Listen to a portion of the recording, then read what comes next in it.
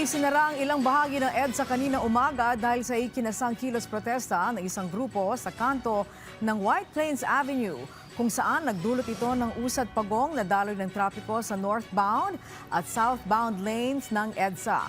Si Jana Madrid sa sentro ng balita. Nagpatupad ng mga road closure at traffic rerouting sa ilang bahagi ng EDSA ang mga otoridad kasabay ng isinagawang rally na nagdulot rin ng mabagal na daloy ng trapiko sa mga karatig na kalsada. Kabilang sa mga naapektuhan ng mga driver na araw-araw na dumaraan sa EDSA gaya ng truck driver na si John Ray.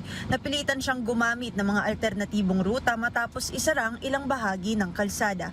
Anya, hindi maganda ang naging sitwasyon ng mga motorista gaya niya na gumagamit ng lansangan. Mahal na matindi, boss. Ayun na family, no? Talagang kaya ginawa nila. Ang angkas rider na si Joselito dumaan na sa Timog Avenue matapos maisara ang ilang bahagi ng EDSA. Nagdulot anya ito ng mas mahabang biyahe at pagbabago sa kanyang mga biyaheng tinatanggap. Kaya ko yung mga papasok sa trabaho, medyo yung iba. Tulad nasakay ko kanina, nagmamadali. Pagdating doon, wala palang daan. Binaba ko rin po siya sa ano.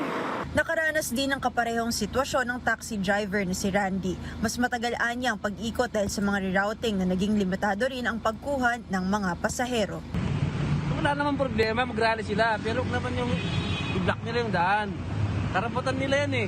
Kaso lang kung sila mamiliwisyon ng iba. Patuloy namang nagmamonitor ang mga otoridad sa sitwasyon habang nagpapatupad ng mga kinakailangang hakbang upang mapanatili ang maayos na daloy ng trapiko sa mga apektadong lugar.